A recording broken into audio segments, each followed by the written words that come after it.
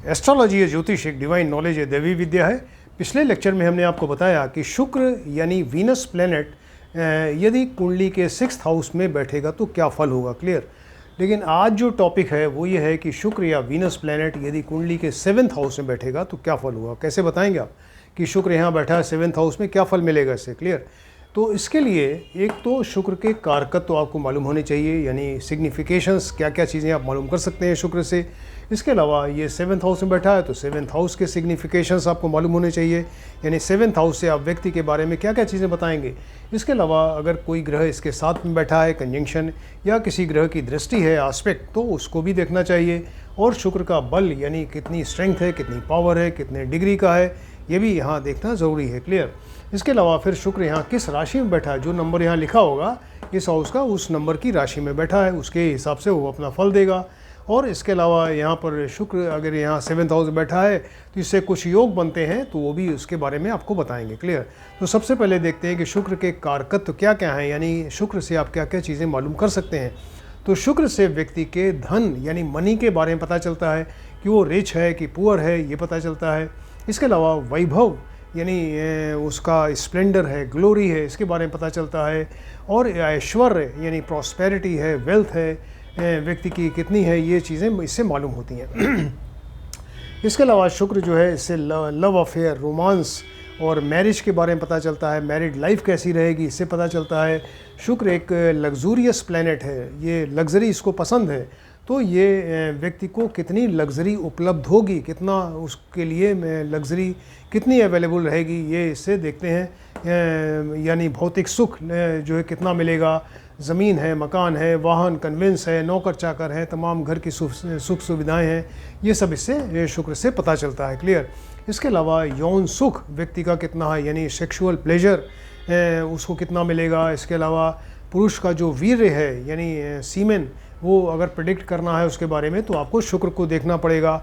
इसके अलावा attractive personality व्यक्ति की, यानी उसका कितना हैंडसम है, लड़की है कितनी ब्यूटीफुल है, ब्यूटीफुल आइज़ हो, ब्यूटीफुल फेस हो, ये सारी चीज़ें ये शुक्र से पता चलती है।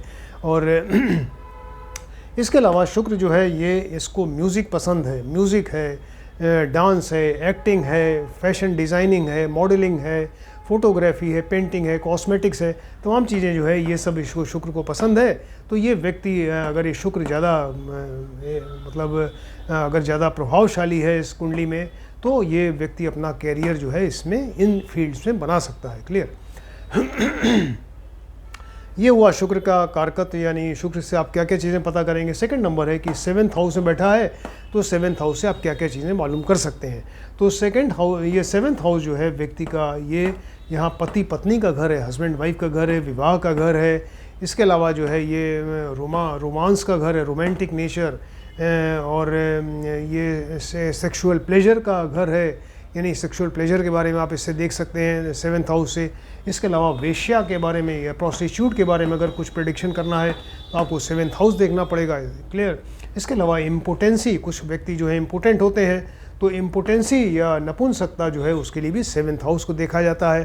पुरुष का सीमेन जो वीर्य है उसके लिए भी 7th हाउस को देखते हैं। और यहाँ पर बिजनेस भी देखा जाता है, व्यक्ति क्या बिजनेस करेगा, स्पेशली जो पार्टनरशिप वाला, भागीदारी वाला बिजनेस है वो यहाँ से देखा जाता है, क्लियर। इसके अलावा मिडिल डिस्टेंस की यात्राएं यहाँ से देखते हैं। शॉर्ट डिस्टेंस की यात्राएं 3rd house, middle distance 7th house, long distance की यात्राएं 9th हाउस और 12th हाउस से देखी जाती है, क्लियर। ये हुआ। अब देखते हैं शुक्र यहाँ किस राशि में बैठा है। तो शुक्र की अपनी जो उच्च राशि है जिसमें कि ये एग्जल्टेड हो जाता है, वो 12 नंबर राशि है, यानी मीन राशि गुरु की राशि है। और अपनी स्वराशि है इनकी 2 नंबर वृषभ और तुला से 7th नंबर राशि, क्लियर। तो अगर ये 12, 2 या 7 राशि में अगर है तो डेफिनेटली बहुत बढ़िया फल करेगा, अपनी उच्च या स्वराशि में है। या शुक्र अगर इन राशियों में है तो लग्न से ये केंद्र में बैठा है शुक्र, यहाँ पे पंच महापुरुष योग बनता है। और शुक्र से बनने वाला जो पंच महापुरुष योग है उसको मालव्य योग कहा जाता है।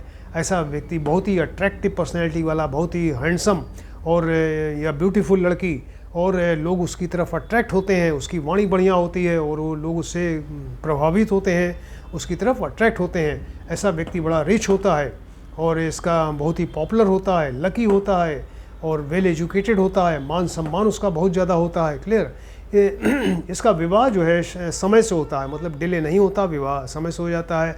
और लव मैरिज के चांसेस ज़्यादा होते हैं अगर शुक्र यहाँ पर 7th हाउस में बैठा है। क्लियर। इसके अलावा जो है ये विवाह के बाद इसका भाग्योदय होता है, यानी भाग्य जो है वो विवाह के बाद और बढ़िया हो जाता है। इसका जो लाइफ पार्टनर है वो भी बहुत ही ज़्यादा अट्रैक्टिव पर्सनैलिटी, सुंदर और लकी और इस तरह का ये क्रिएटिव माइंडेड होता है। ये जो लाइफ पार्टनर है ये क्रिएटिव माइंडेड होगा। क्लियर।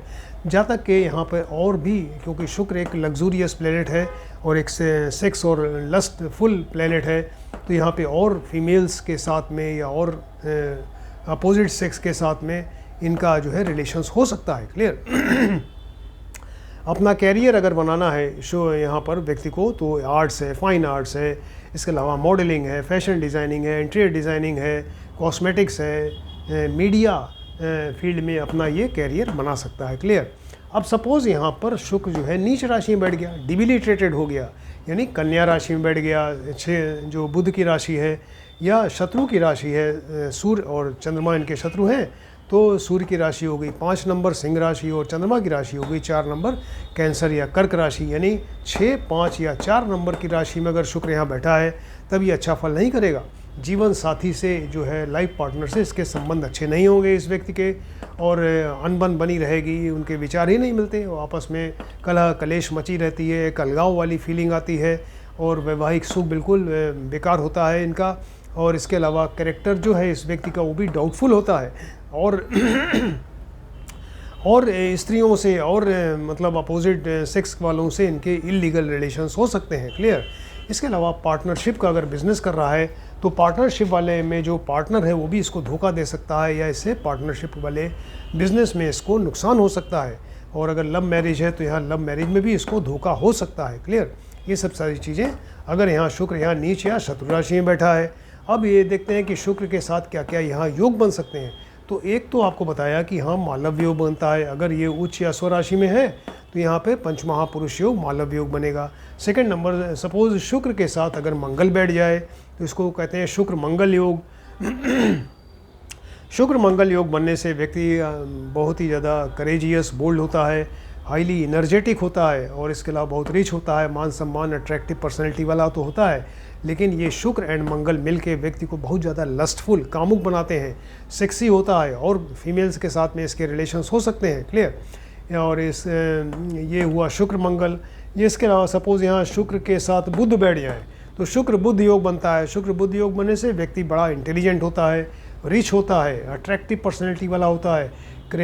इसके अलावा ये इसका कम्युनिकेशन स्किल बहुत बढ़िया होता है, अपनी बात को दूसरों को बताना, उसमें दूसरों को कन्विंस करना, अपनी बात से प्रभावित करना, ये इसको आता है। क्लियर। अब देखते हैं कि यहाँ पे शुक्र के साथ सपोज गुरु बैठ जाए तो इसको कहते हैं शुक्र गुरु योग। ऐसा व्यक्ति बहुत रिच तो होता है, और लेकिन ये गुरु की वजह से ये वेल एजुकेटेड, इसकी नॉलेज बहुत बढ़िया होती है। इसके अलावा रिलीजियस माइंडेड भी होता है और अट्रैक्टिव पर्सनैलिटी वाला होता है, बड़ा मान सम्मान वाला होता है ऐसा व्यक्ति। सपोज शुक्र के साथ शनि बैठ जाएं तब यहाँ पे साहस पराक्रम की कमी हो जाती है। राइट। इसके अलावा सुख की कमी हो जाएगी, इसका जो एक मेंटल पीस है, सुख है लाइफ का, वो कम हो जाता है, बदनामी का डर अलग रहता है। और एक फिर इसके बाद है लंपट योग बन सकता है, यानी शुक्र के साथ राहु या केतु बैठ जाएं तो इसको लंपट योग कहते हैं। लंपट योग बनने से क्या है कि व्यक्ति बहुत ज़्यादा लस्टफुल, सेक्सी होता है, और इसको गुप्त रोग हो सकता है, अदर इलीगल रिलेशंस होते हैं इसके, ये सब प्रॉब्लम यहाँ पे हो सकती है। क्लियर। तो इतना सारा आपको बताया इन्फॉर्मेशन कि यदि शुक्र यहाँ 7th हाउस में बैठेगा तो क्या फल देगा। आप इसको ध्यान से देखें, स्टडी करिए। किसी ने अगर हमारा चैनल सब्सक्राइब नहीं किया है, काइंडली सब्सक्राइब करें, जिससे कि आने वाले सभी वीडियो आप एक एक करके देखते जाइए और आप भी एक आसानी से ज्योतिष सीख सकते हैं। Thank you.